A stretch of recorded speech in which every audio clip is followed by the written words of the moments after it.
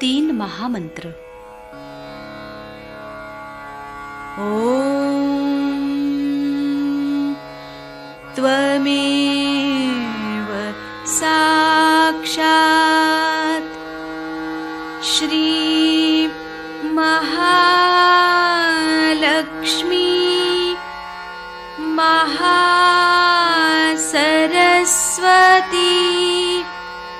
महाकाली त्रिगुणात्मिका कुंडलिनी साक्षात् श्री आदिशक्ति माताजी श्री निर्मला देव्यै नमो नमः। ॐ त्वमेव साक्षात् श्री कल्की साक्षात् श्री आदिशक्ति माताजी श्री निर्मला देव्यै नमो नमः। ॐ त्वमेव साक्षात् श्री कल्की साक्षात् श्री सहस्रार स्वामिनी मोक्षप्रदायिनी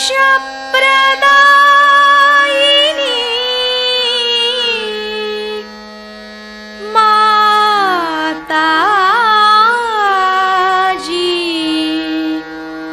श्री निर्मला देव्यै नमो नमः। श्री गणेश मंत्र। ॐ त्वमेव साक्षात् श्री गणेश साक्षात् श्री आदिशक्ति माताजी श्री निर्मला देव्यै नमो नमः।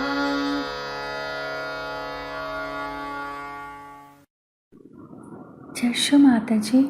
दोनों हाथ माँ के सामने हृदय में श्री माता जी की छवि को नमन करेंगे। परम पूजनीय श्री माता जी, हम सभी के हृदय को अपने प्रेम से परिपूर्ण करके निर्भय बनाइए।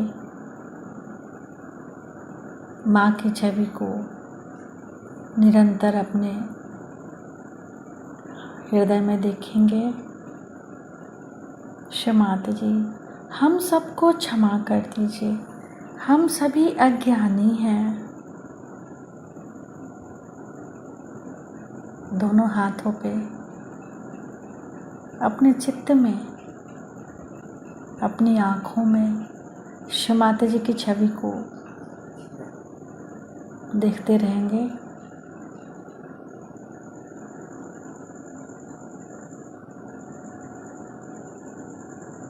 धीरे धीरे अपने संपूर्ण चित्त को लेफ्ट स्वादिष्ठान पे श्री माता जी कृपा करके हमारे अंदर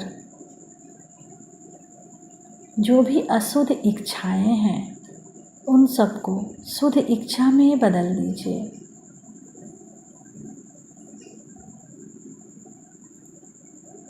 अपना संपूर्ण चित्त बाह्य स्वादिष्ठान पे ही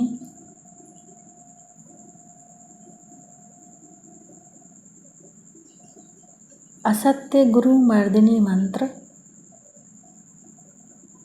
ओम त्वमेव साक्षात् असत्य गुरु मर्दिनी साक्षात् श्री आदि शक्ति माता जी श्री निर्मला देव्यै नमो नमः।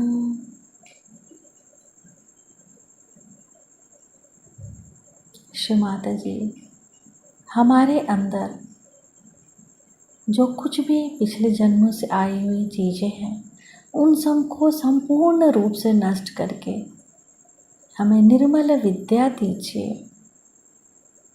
श्री माता जी, कृपा करके हमारे बाएं स्वादिष्ठान में शुद्ध इच्छा भर दीजिए।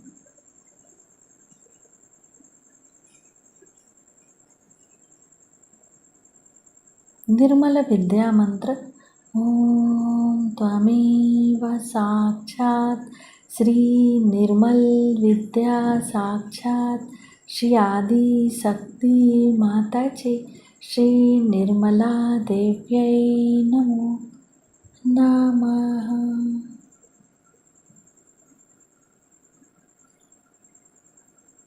अब अपने संपूर्ण चित्त को सेंटर स्वादिष्ठान पे, सेंटर स्वादिष्ठान से सेंटर नाभि, सेंटर हृदय, सेंटर विशुद्धि, फ्रंट आज्ञा, फिर बैक आज्ञा, सिर का तालु भाग।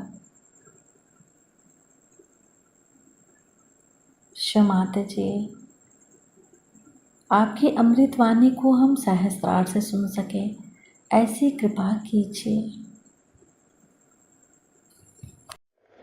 सत्य को खोजने वाले सर्व आत्माओं को हमारा प्रणिपात। आज मैं सोच रही थी कि कौन सी भाषा में आपसे वार्तालाप किया जाए, तो यही सोचा कि मराठी में पहले बहुत बार पूना में भाषण हुआ था, आज हिंदी में ही भाषण दिया जाए, क्योंकि हिंदी हमारी राष्ट्रभाषा है और मेरी भी मातृभाषा मराठी है, किंतु हिंदी भाषा सीखना मैं सोचती हूँ परम आवश्यक है। और इसलिए आप लोग मराठी प्रेमी लोग मुझे उदार अंतःकरण से क्षमा करें, और हिंदी बोलने वाले लोग जो साहित्यिक हैं वे भी मुझे क्षमा करें अगर कोई त्रुटियां हो जाए तो। किंतु सबसे पहले जान लेना चाहिए कि भाषा तो हृदय की होनी चाहिए। जहाँ भाषा हृदय की न होते हुए सिर्फ शब्दजाल होती है, तब हर तरह के जंजाल खड़े हो जाते हैं। इसलिए कोई सी भी भाषा जो हृदय से निकलती है वही मार्मिक होती है, उसी का असर भी होता है। हम लोग सत्य को खोज रहे हैं अनेक वर्षों से, आज ही की ये बात नहीं है। अनेक वर्षों से हम सत्य को खोज रहे हैं और उसकी खोज होते होते काफी लोग भटक भी गए हैं। उसका कारण हमें समझ लेना चाहिए, क्योंकि आज की जो स्थिति है, आज का जो माहौल है, वातावरण है, उस वातावरण में ये समझ में नहीं आता है कि सब लोग परमात्मा की बात करते हैं, धर्म की बात करते हैं, और उस पे इतना झगड़ा, इतनी आफत और इतना तमाशा क्यों खड़ा करते हैं। ये प्रश्न जरूर हमारे जो तरुण पीढ़ी के लोग हैं उनके सामने आता है, और वो लोग ये पूछते हैं बार बार कि माँ इसका क्या मतलब है। अगर ये परमात्मा सच्चाई है, परमात्मा अगर प्रेम है और परमात्मा अगर कृपा, तो ये सब तो लगते नहीं कि इन पे कोई परमात्मा की कृपा है या इन पे कोई परमात्मा का असर भी है। तो ऐसे परमात्मा से अच्छा है कि भूल ही जाए उसको जिसने कितनी आफत मचा रखी। इस प्रकार आज आप देख रहे हैं कि एक बड़ा द्वंद हमारे तरुण लोगों में, हमारे जवान लोगों में खड़ा हो रहा है कि जो परमात्मा की बात है इसे किस तरह से माना जाए। चाहे आप माने या न माने, परमात्मा है। ये मानने न मानने की बात नहीं, जो अस्तित्व है वो रहेगा, चाहे आप माने या न माने। लेकिन ऐसी क्या बात हो गई कि जिसकी वजह से मनुष्य ऐसे गलत रास्तों पे चला जाता है जहाँ परमात्मा खोजने से भी नहीं मिलता। ये समझने की अगर हम कोशिश करें तो कहाँ हमारी गलती हो गई ये हमारे दिखाई देगी। अब सहज योग जो है, सहज, सह माने आपके साथ, ज माने जन्मा हुआ, जो आपके साथ जन्मा हुआ योग का कार्यक्रम है, जो आपके लिए योग की युक्ति है। इतना ही नहीं, एक आपके लिए आश्वासन है, वो सिद्ध करने का आज समय आ गया है। सहज योग ये कोई आज का काम नहीं, हजारों वर्ष पहले भी इंद्र को आत्म साक्षात्कार दिया गया था, आत्मज्ञान दिया गया था, तब भी सहज योग था। और उसके बाद आपने देखा है मार्कंडेय स्वामी ने, जो कि 14,000 वर्ष पूर्व इस संसार में आए थे, उन्होंने भी सहज की महत्व बताई है। लेकिन ये बात बहुत खोल करके कही नहीं गई। उसके बाद बहुत सालों बाद हम कह सकते हैं कि इसको खोलकर पहले ही आदि शंकराचार्य ने सब सर्व समाज के सामने रखा। तो भी ये नहीं कहा गया कि ये चीज होती कैसी, पूरी तरह से बात नहीं कही, क्योंकि वो समान है। कृष्ण ने भी कहा कि आपको आत्मा को जान लेना चाहिए, जिसने आत्मा को जाना वही समझ सकता है। क्राइस्ट ने भी यही कहा कि आपका पुनर्जन्म होना चाहिए। बुद्ध ने कहा, महावीर ने कहा, सब ने ये कहा कि आपका पुनर्जन्म होना चाहिए। लेकिन इस बात को खोल करके आदि शंकराचार्य ने बताया कि इसके सिवाय कोई और इलाज आपका नहीं है। जब तक आपके अंदर से चैतन्य की सौंदर्य लहरियां नहीं बहेंगी, तब तक सलीलम सलीलम उन्होंने कहा, तब तक ये शब्द जाल छूट नहीं सकते। लेकिन सबसे ज्यादा मैं कहूँ कि नानक साहब और कबीरदास जी, इन लोगों ने तो पूरी तरह से कोशिश करके और जो सत्य उसे सामने रखा कि कुंडलिनी के जागरण के सिवा कोई भी कार्य सिद्ध नहीं हो सकता। लेकिन उनका बोलने का ढंग इतना जबरदस्त और इतना जोर का था कि लोग उसे समझ नहीं पाए।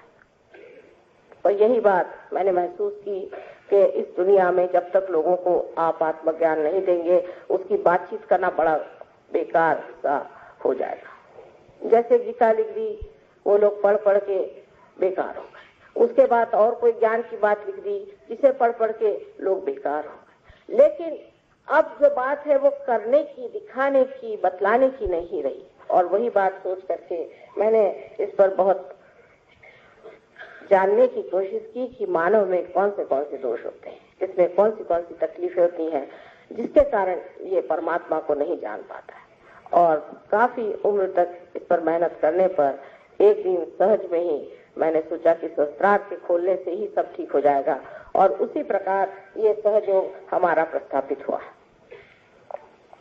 अब इसमें जान लेना चाहिए संक्षिप्त में कि ये जीवंत प्रक्रिया हमारे अंदर है, जीवंत। जैसे कि हम एक अमीबा से इंसान बने हैं, उसी तरह से आज इंसान से हमें अति मानव बनना है, और वो भी एक जीवंत क्रिया से होना है। उसमें कोई सी भी नकलियत नहीं है कि जो शब्द जाल से हो जाए, कुछ सर पे खड़े होने से हो जाए, कपड़े बदलने से हो जाए, या बाह्य की चीजें छोड़ देने से हो जाए। ये तो अंदर की प्रक्रिया है। जैसे बीज आप उगाना चाहते हैं, उसमें अगर अंकुर आना है तो उसे आपको माँ के हृदय में डालना होगा, उसको इस पेट में डालने आप सहज में ही अंकुरित होता है। क्या आप बता सकते हैं?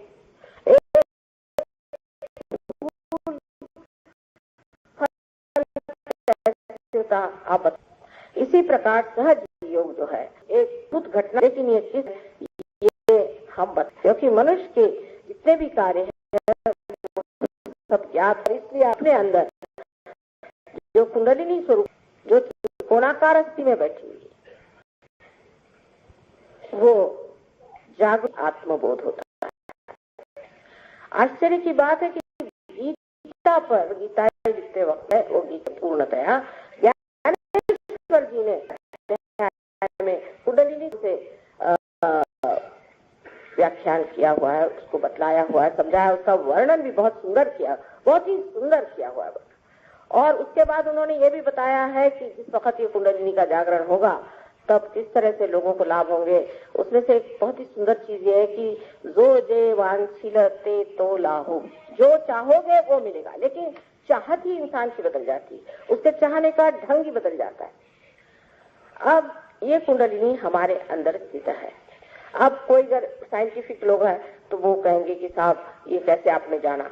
अब हम जानते हैं, आप चाहें तो इस बात को माने या न माने, लेकिन एक बात है, अगर आप साइंटिस्ट भी हैं तो आपको अपना दिमाग खुला रखना है, ओपन माइंडेडनेस होनी चाहिए। अगर आप ओपन माइंडेड नहीं है तो आप कभी भी साइंटिस्ट हो नहीं सकते। हम एक आपके सामने कहना चाहिए कि जिसे एक धारणा, एक हाइपोथेसिस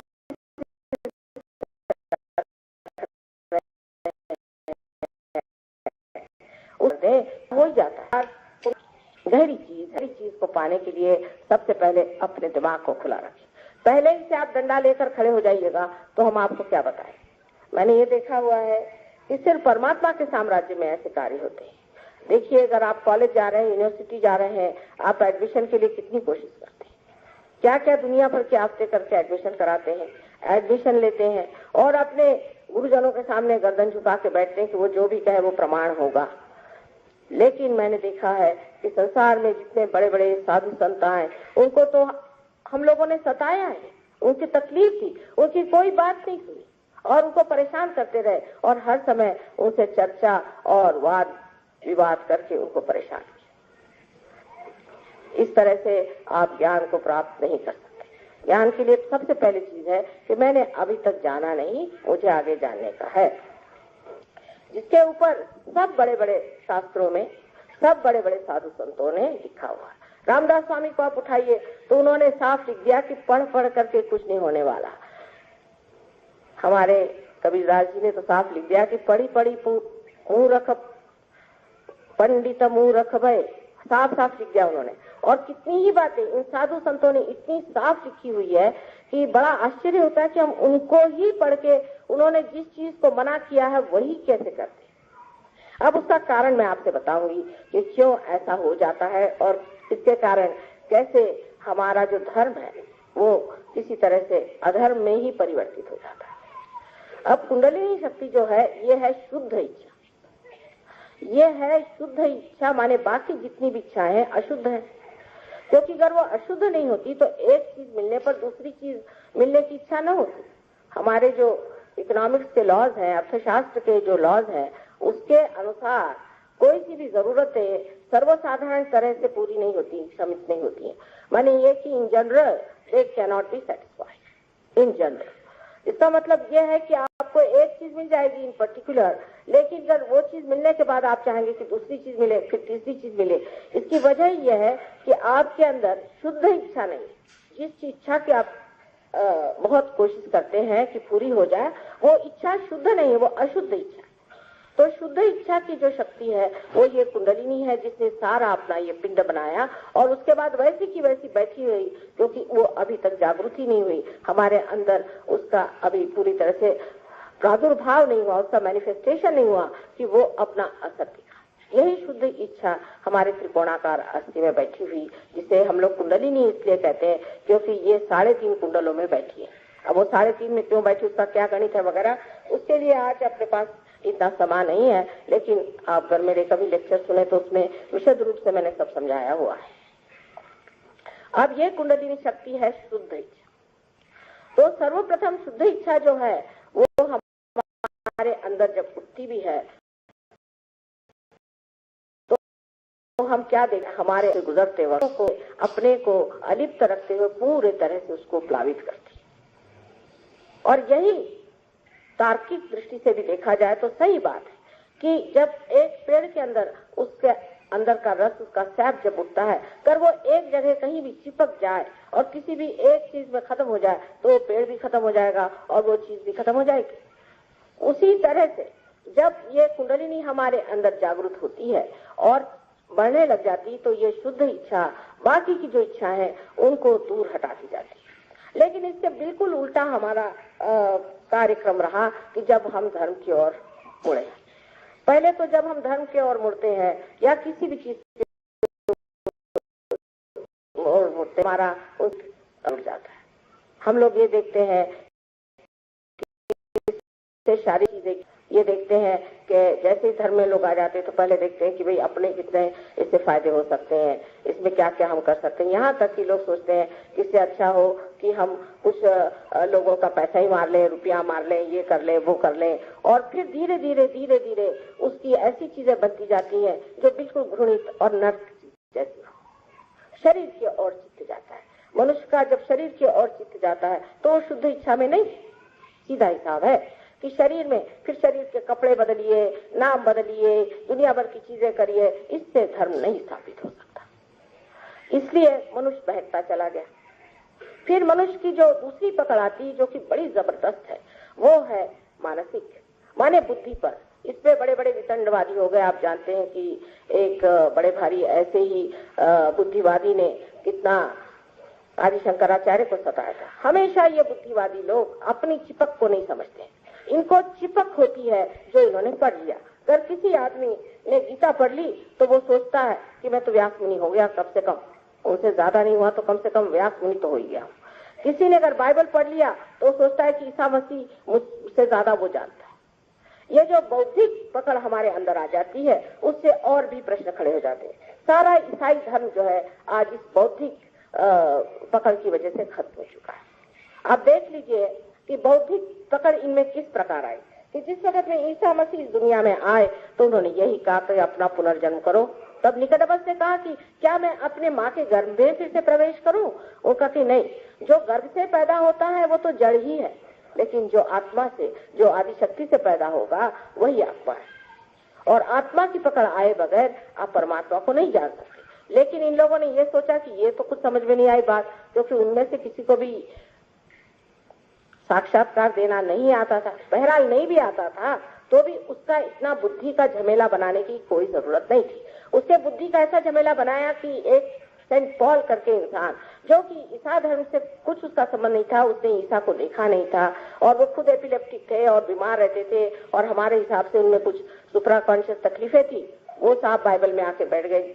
इस वक्त मैंने पहले बाइबल उठाया, मैंने कहा ये महाशय है कौन? मैंने नहीं, खलील जिब्रान ने, कितने ही लोगों ने, यानी आप जानते होंगे कि विलियम ब्लेक एक बड़े भारी दृष्टा हो गए, उन्होंने तक कहा कि ये इंसान बाइबल में क्यों बैठा हुआ है, और इसको बाइबल में बिठा करके उसने जो भी बाइबल के बारे में लिखा वो इन लोगों ने मान्य कर दिया। अब उसकी हालत यहाँ पर आ गई है कि जिस वक्त में एक बुद्धिवादी महाशय जी ने बाइबल को जाना तो देखा कि पॉल ने ईसा के जन्म के बारे में कुछ लिखा ही नहीं, उसकी माँ के बारे में कुछ लिखा ही नहीं, उन्होंने जो चमत्कार किए उसके बारे में कुछ लिखा ही नहीं। तो उन्होंने कहा कि नहीं, ये तो इनके जो शिष्य थे वो तो फिशरमैन थे, ये मछलियां पकड़ते थे, मच्छी मार थे, इनके कोई अकल ही नहीं थी। उन्होंने अपने ही दिमाग से निकाल करके बात की और इस बात को बिशप ऑफ कैंटरबरी जो है, आर्च बिशप ऑफ कैंटरबरी, उसको भी सहायता देनी पड़ी, उसको भी कहना पड़ा कि हाँ ये ठीक है, तो या तो अब आप पॉल को मानिए या ईसा को मानिए।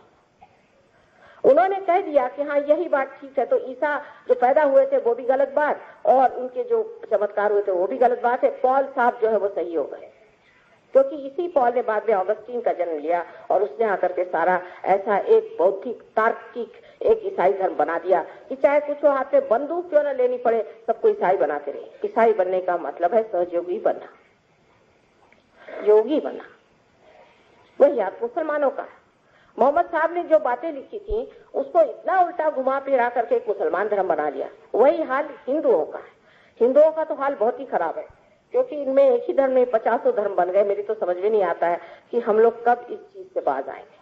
सबसे पहली तो बात ये थी कि कहा गया है कि सबके अंदर आत्मा का वास है। फिर जाति पाति कहाँ से निकाली गई? जाति पाति का कोई अर्थ ही नहीं है, क्योंकि जाति पाति आपके कर्म के अनुसार बनाई गई थी और जब से ये जन्म के अनुसार बनाई गई तब से ये गड़बड़ शुरू हो गई। हो ही नहीं सकता है कि ये जन्म के अनुसार होगी, क्योंकि जिन्होंने व्यास ने गीता लिखी, व्यास कौन थे? सब जानते हैं कि ये घिमरनी के लड़के थे और वो भी शादीशुदा नहीं। क्या वो ब्राह्मण हो सकते हैं? वाल्मीकि, जिन्होंने वाल्मीकि रामायण लिखा, ये कौन थे? आपके शास्त्र लिखने वाले बड़े बड़े लोग, ये कौन थे? ब्राह्मण वो ही होते हैं जिन्होंने ब्रह्म को जाना। जिन्होंने ब्रह्म को नहीं जाना उसे ब्राह्मण नहीं कहा जाता। लेकिन जन्म से हम ब्राह्मण हो गए, चाहे जो भी धंधा करें, जन्म से हो गए तो हो गया। और अब हमारे इलेक्शन तक जाति पाति पर होते हैं, तो भगवान बचाए रखे इस देश को, इसका क्या हाल होने वाला है। क्योंकि आप जिस जाति में पैदा हुए, जाति माने सहज, जो आपके अंदर सहज है, एक का भाव है जो परमात्मा को खोजता है, वो ब्राह्मण है। और जो व्यापार में आनंद को खोजता है वो वैश्य है। इसी प्रकार सब जातियां बनी और उन जातियों का इतना महात्म्य बनाया गया कि हमारे यहाँ गोरा कुंभार हो गया। इस महाराष्ट्र में तो इतनी सजग इसकी पूरी प्रतिमा बनाई हुई है, गोरा कुम्हार बन गए। तुकाराम ने कहा कि अच्छा होता मैं महार हो जाता। बार बार जातिवाद पे सारे संतों ने आघात किया। इतना ही नहीं, ज्ञानेश्वर जी को सताया, जो ये सब बुद्धिवादी थे, जो अपने को समझते थे कि ये बड़े भगवान के और सब चीज के ठेकेदार और धर्म के ठेकेदार हैं, उनको छल छल के उनको मारा। आज उन्हीं की ज्ञानेश्वरी लिख रहे हैं, उन्हीं की पूजा कर रहे हैं, ज्ञानेश्वर जी का मंदिर बना रहे हैं।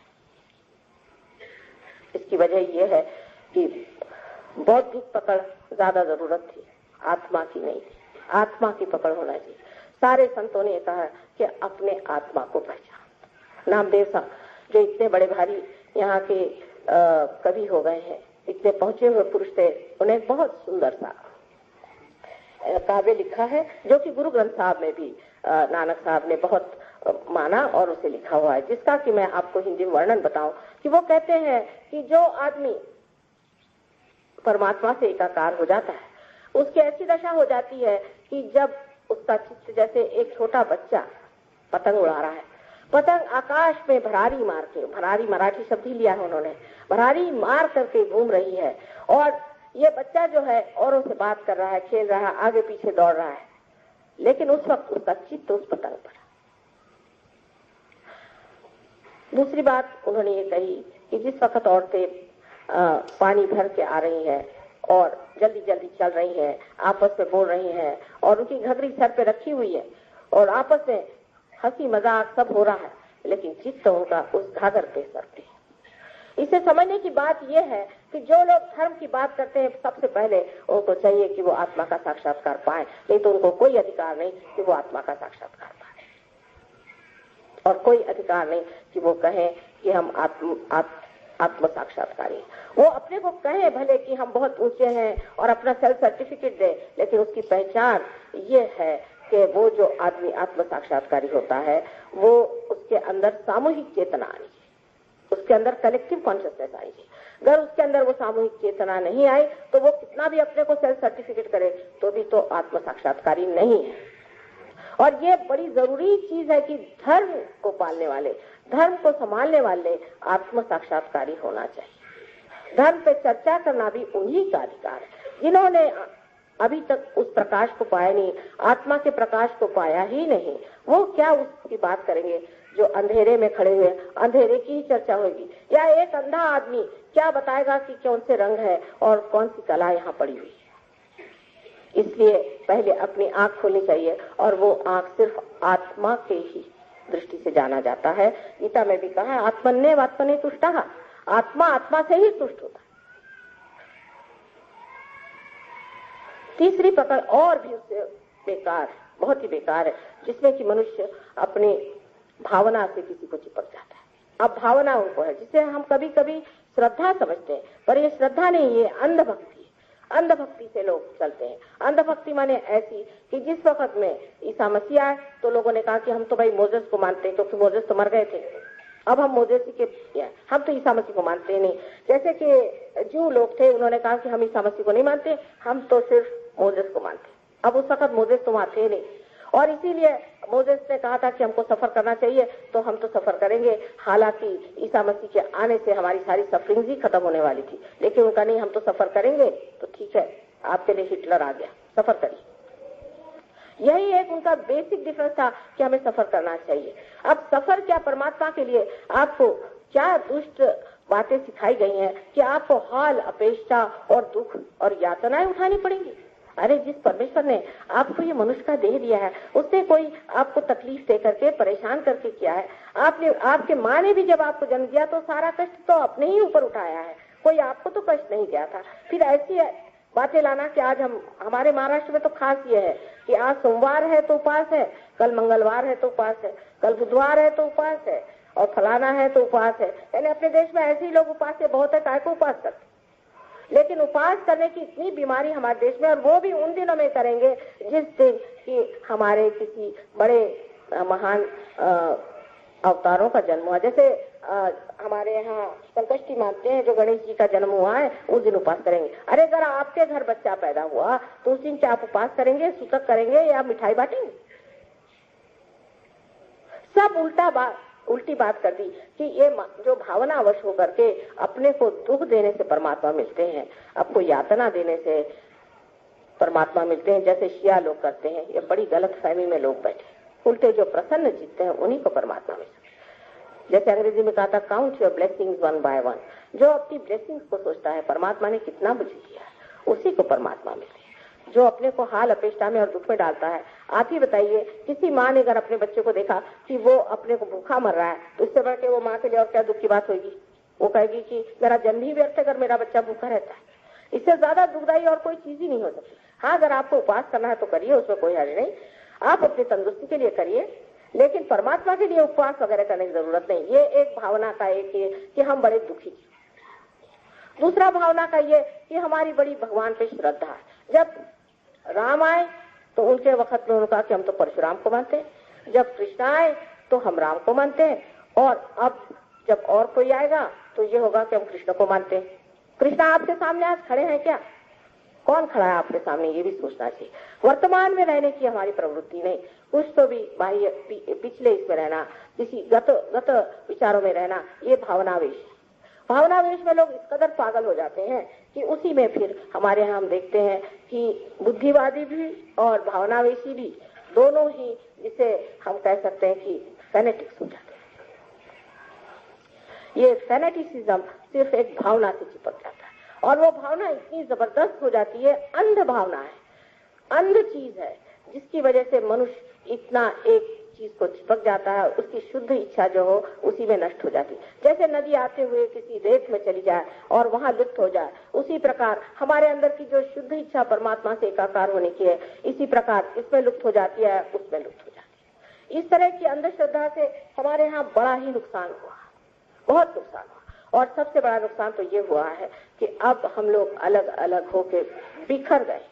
हमारे यहाँ में कोई भी तरह की जोड़ने की व्यवस्था नहीं, सारी ही बिखरने की, अलग हटने की व्यवस्था हो गई, विभक्त होने की। लेकिन जब हमारा एवोल्यूशन होता है, आप देखिए कि हमारा जब उत्थान होता है, जब हम ऊंचे और ऊंचे स्तर पे आते हैं, तब सम्यकता आनी चाहिए, सम्यक होना चाहिए, इंटीग्रेशन आना चाहिए।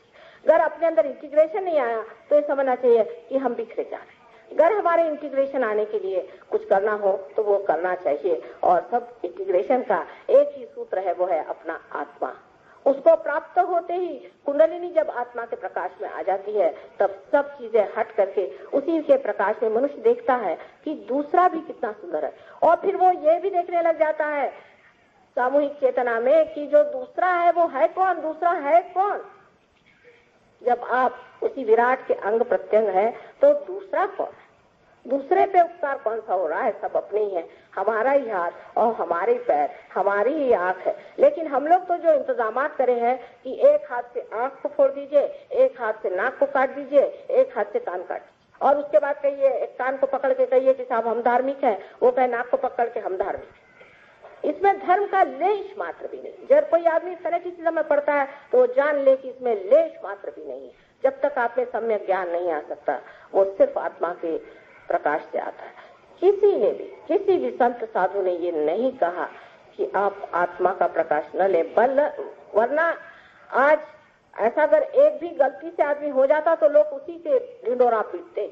लेकिन भगवान की ऐसी कृपा है कि कितना उन्होंने सहन किया, लेकिन हमेशा कहते रहे कि आत्मा को प्राप्त करो, आत्मा में समा।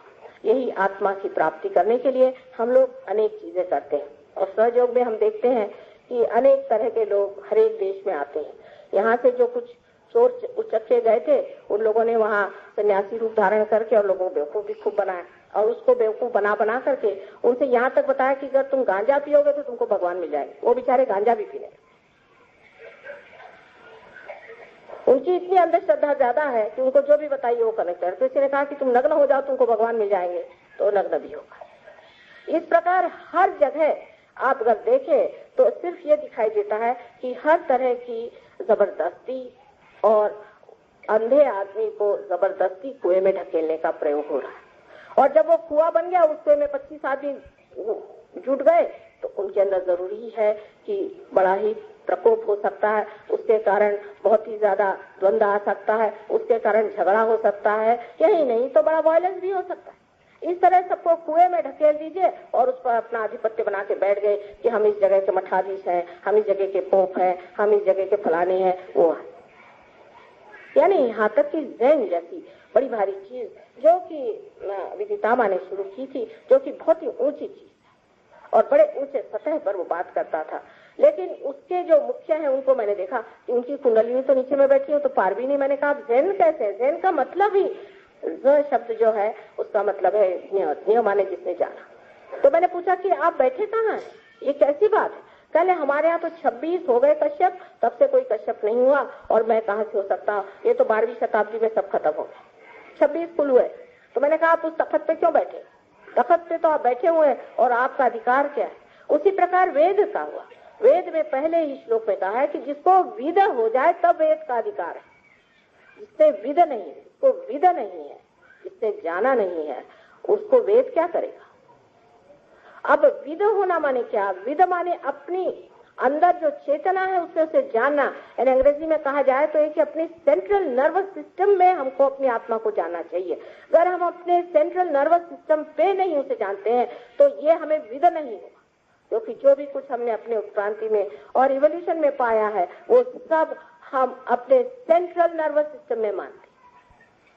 आत्मा के प्राप्ति से कितने लाभ होते हैं, अनेक अनंत है, मैं उस पर बता नहीं सकती हूँ, लेकिन कल कुछ मैं बताऊंगी इसके मामले में आपको कि इसके कितने लाभ होते हैं, क्योंकि मनुष्य पहले लाभ ही देखता है। ये बात माँ को जानना चाहिए कि अपने बच्चे पहले चॉकलेट खाते हैं, इसलिए पहले लाभ कराओ और फिर उनको समझाओ कि ऐसे ही आगे बढ़ते बढ़ते तुम दूसरों का भी लाभ करा सकते हैं।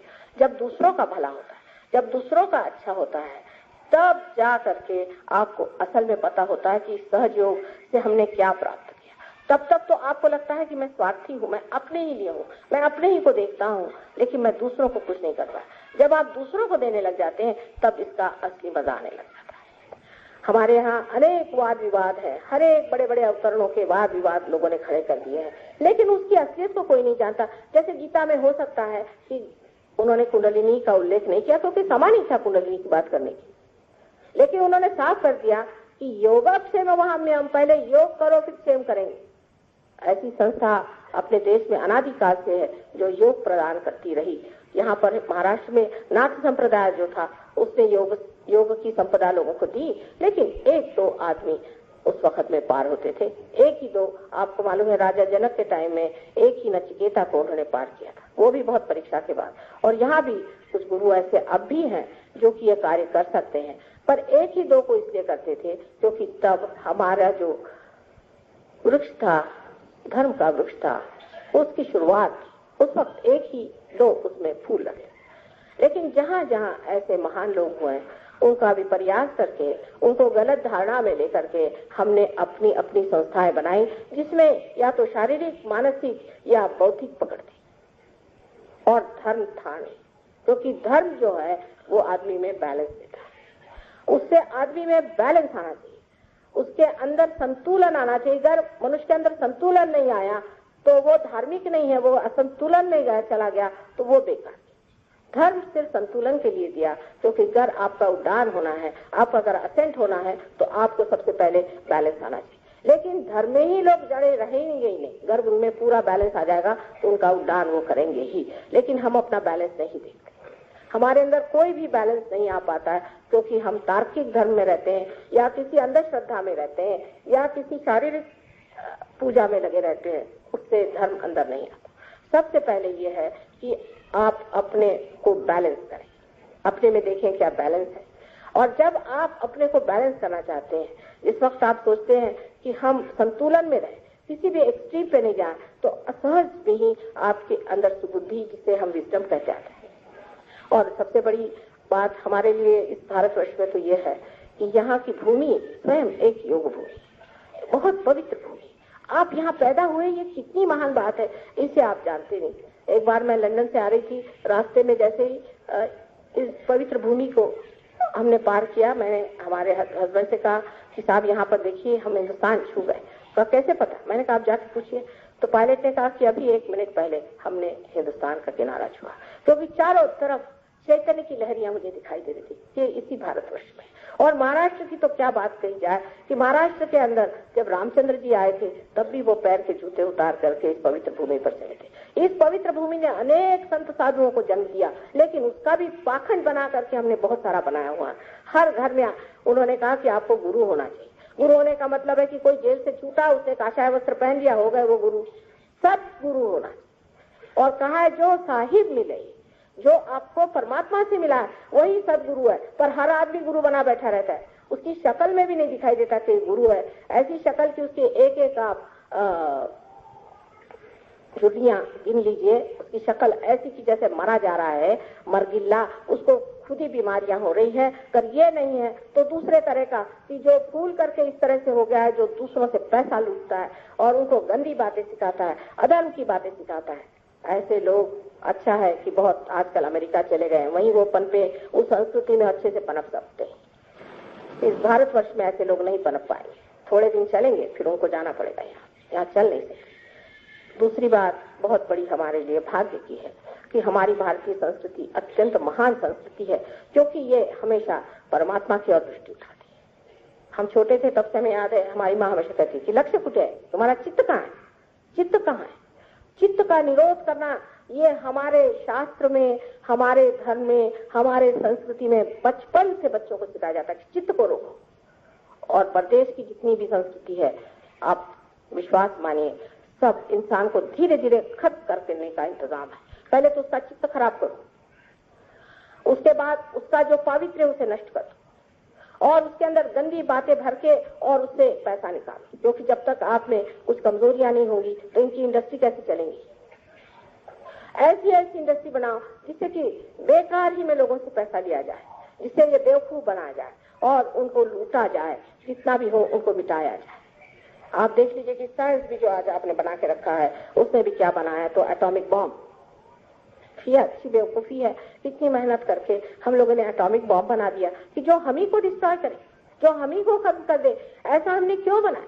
आखिर क्या बात है कि हमारे अंदर वो भी शक्ति बैठी हुई जो जड़ है, जिससे आज हम आत्मा होने चाहते हैं, और जड़ शक्ति जो है वो फिर इसको जड़ बनाना चाहती है। और जड़ की तरफ जाना बहुत आसान है, ऊपर उठना कठिन है, लेकिन कूदना नीचे बहुत आसान है। इसलिए मनुष्य जड़ की ओर बहुत जल्दी जाता है, और जड़ता की ओर जाने से कैसे आप उठ सकते हैं। पर ये हमारी भारतीय संस्कृति ही ऐसी संसार में है जो कि आपको ऊपर की ओर उठाती है, हर चीज से ऊपर की ओर उठाती है, और ऊपर की ओर उठना ही आपका लक्ष्य है। बाकी सारी जिंदगी जो है वो शून्य है, पॉइंट है, उसमें कोई अर्थ नहीं है। जो जिंदगी आपको ऊपर की ओर उठाए, ऊंचे ऊंचे तरीके से, ऊंचे ऊंचे विचारों में उठाए, वही आपके लिए असल जिंदगी है। और बाकी की सारी नकल है जिसे हमें छोड़ देना चाहिए। सारे संत साधुओं ने बड़ा कार्य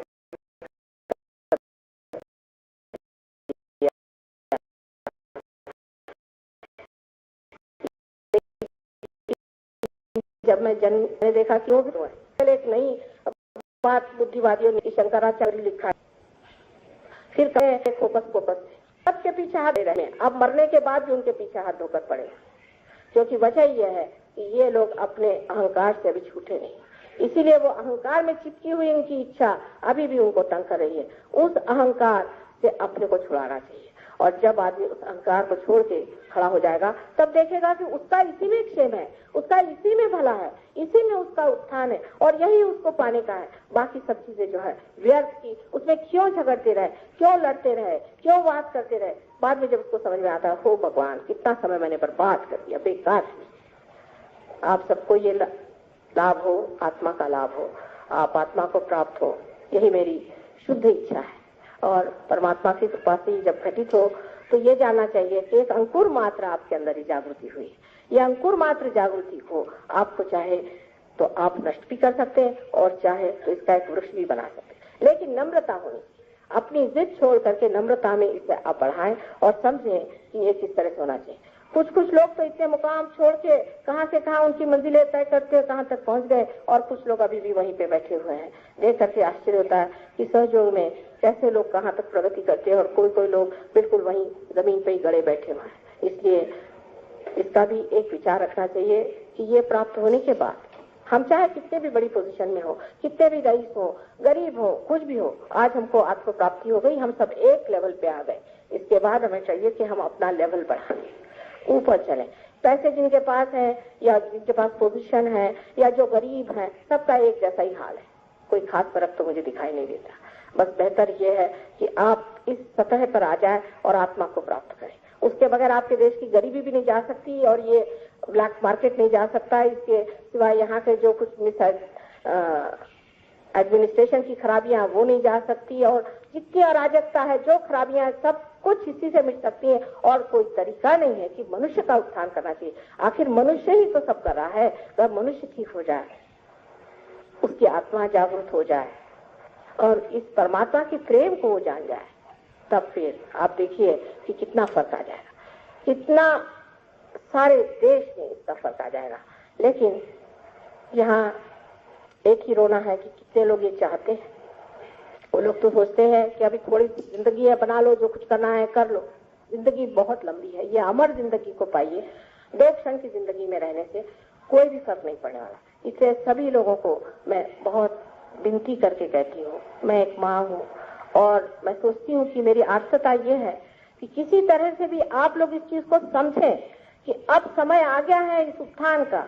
ये आखिरी जो हमारे इवोल्यूशन का जो आखिरी जंप है, इसमें कि हम अपनी सामूहिक चेतना में जागृत होते हैं, आत्मा में जागृत होते हैं, उसे प्राप्त करने का ये समय आ गया है। इसे चूकने में कोई अर्थ नहीं है और लोगों को भी इस वक्त गलत फहमी में डालने से कोई अर्थ नहीं। जो हो गया सो हो गया, उसे भूल करके इस अनंत में आप उतरिए। परमात्मा के साम्राज्य में आपको आना चाहिए। सहज म्हणजे तुमच्या बरोबर जन्मलेला योगाचा जो मार्ग आहे तो सहज योग आहे, तो फक्त मानवालाच उपलब्ध आहे, जानवरांना नाही, कशालाच नाही, फक्त आपल्याला उपलब्ध आहे। पण तो काय आहे त्याच्यासाठी संबंध सांगायचं म्हणजे या भाषणात होऊ शकत नाही। मी आता आपल्याला थोडक्यात सांगितलंय, पण पुस्तकं आहेत ती बघा, लहान लहान पुस्तकं आहेत।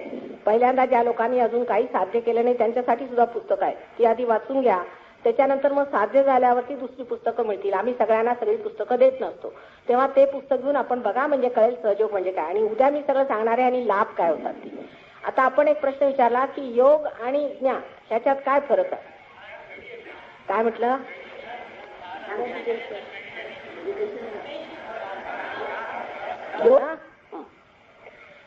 आता पहिल्यांदा ध्यान आणि योग सांगते, मराठी सांगू का? झालं मराठी भाषेत आम्ही तुमच्यातलेच आहोत। मराठी लोग को मराठी बोलो तब उनको मजा आता है। और ऐसे भी मराठी भाषा बहुत अच्छी है, बड़ी प्रगल्भ है। इस विषय के लिए बहुत प्रगल्भ भाषा है। इस विषय पे काफी लिखा गया, मेरे ख्याल से किसी और भाषा में इतना नहीं लिखा गया कुंडलिनी के बारे में जितना मराठी भाषा में लिखा है। आता योग म्हणजे आपला आत्म्याचा संबंध परमात्म्याशी होणं, ही पुढची दशा। पहिल्यांदा आपल्या चित्तामध्ये आत्म्याचा प्रकाश येणे ही पहिली दशा। आणि थोडक्यात सांगायचं म्हणजे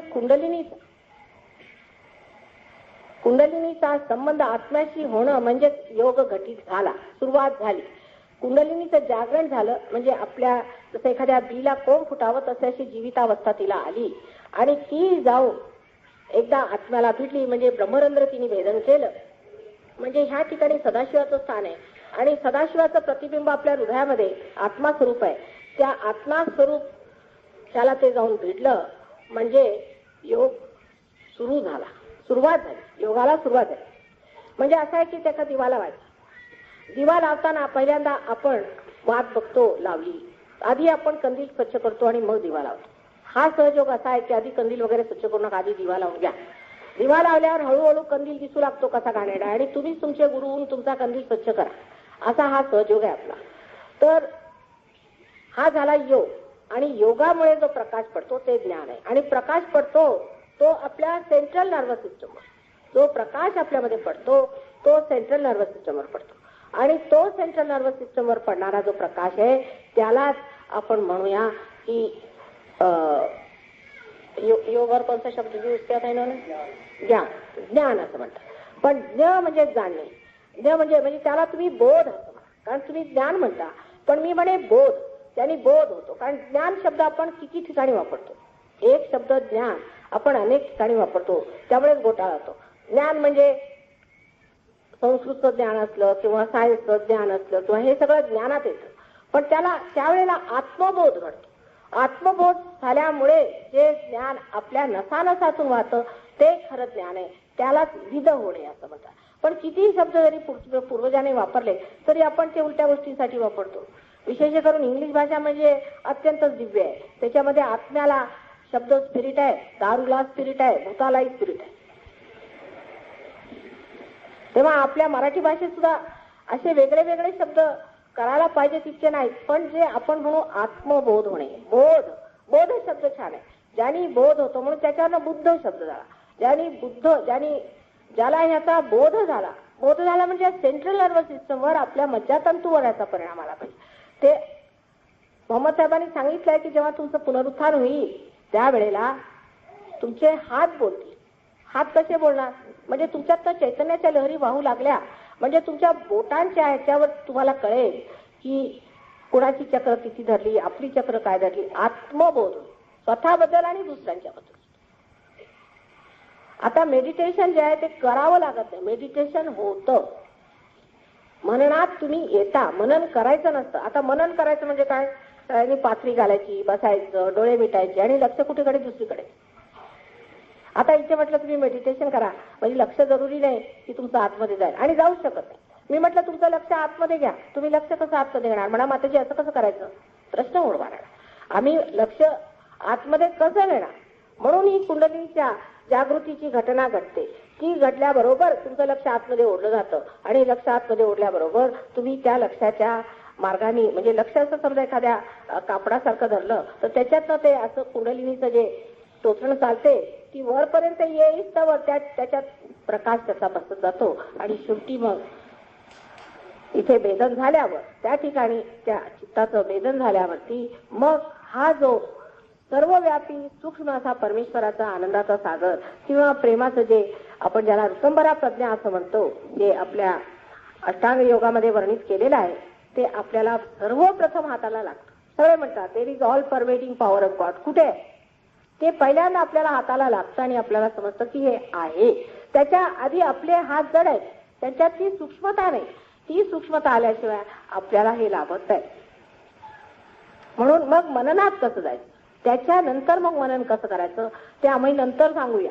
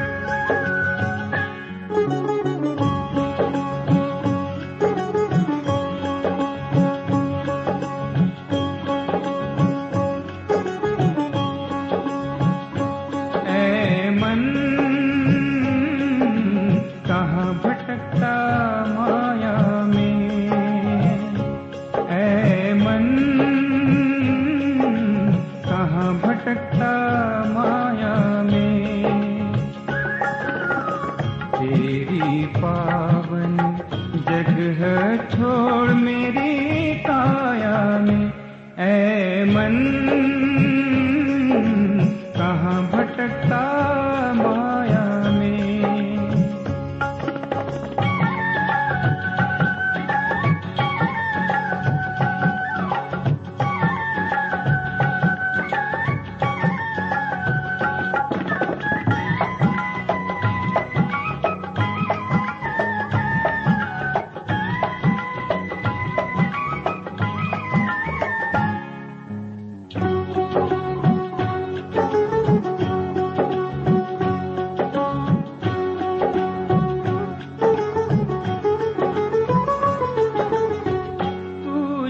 भटका अतृप्तियों ने इच्छा पर जमाए डेरे,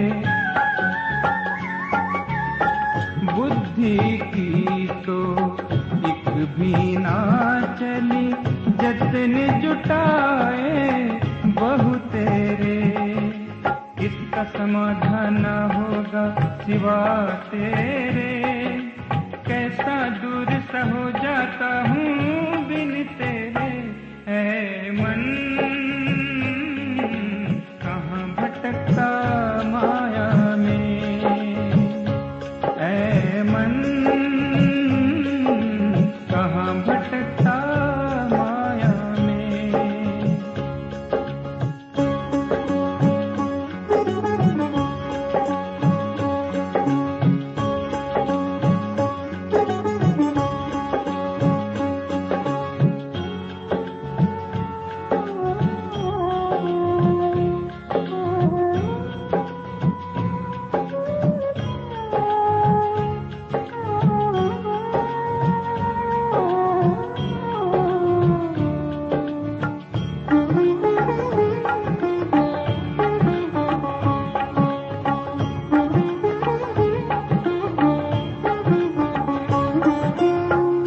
होती है पल पल माया से माया की प्यास,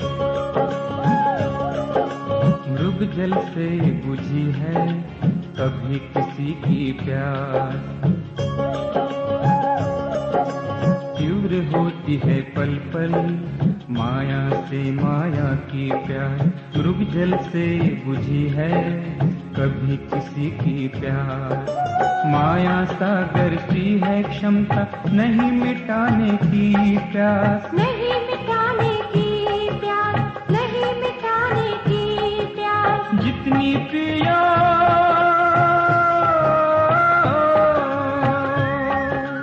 जितनी पियो उतनी ही बढ़ जाती है प्यास। ऐ मन कहाँ भटकता माया में, ऐ मन कहाँ भटकता माया में।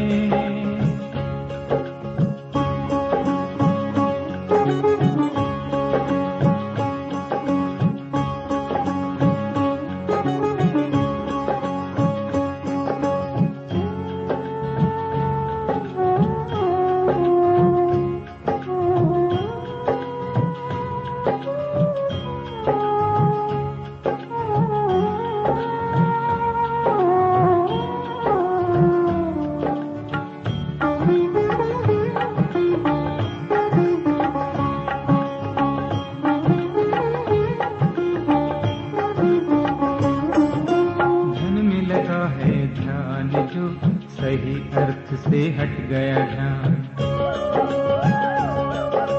अर्थ और धन एक है पर अर्थ सत्व है ध्यान। धन में लगा है ध्यान जो सही अर्थ से हट गया ध्यान, अर्थ और धन एक है पर अर्थ सत्व है ध्यान। मन का धन तो ध्यान है, धन में क्यों लगाए ध्यान, धन में क्यों लगाए ध्यान, धन में क्यों लगाए ध्यान। माया धन को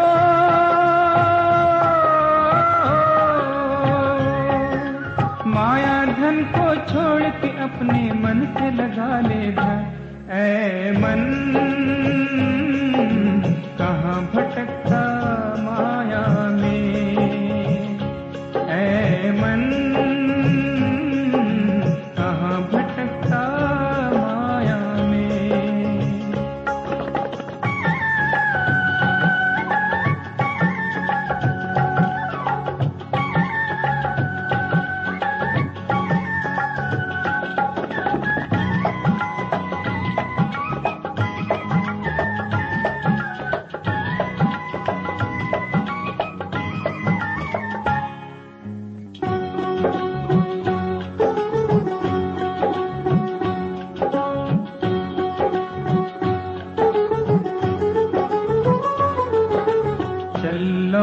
चल बावरे पावन घर चल, पावन घर चल।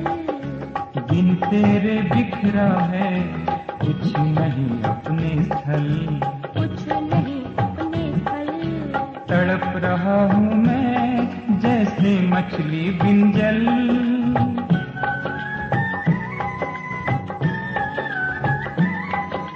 पुनित पुण्य निर्मल पथ पर, पुनित पुण्य निर्मल पथ पर पुनः बन अटल। ऐ मन